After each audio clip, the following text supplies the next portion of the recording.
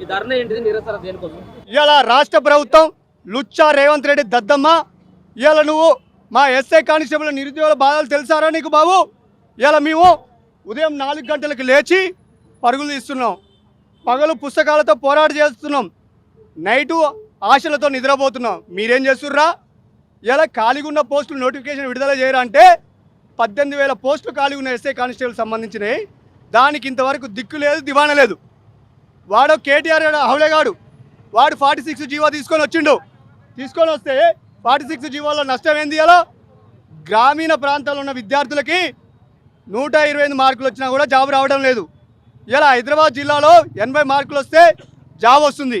కాబట్టి వాడు గుంటూరులో చదువుకుంటూ వాడి మిత్రులు చెప్తే 46 జీవో తెచ్చిండు. సిగ్గు లేకుండా వాడే ఇలా 46 జీవో రద్దు చేయాలంటాడు. మీరు నవ్వాలన్నా ఏడవాలరా బాబు? నువ్వే తెస్తావు, నువ్వే రద్దు చేయాలంటావు. అరా వీడొకడు అవలేగాడు రేవంత్ రెడ్డి, నువ్వు ఏం పీకడానుకున్నావు?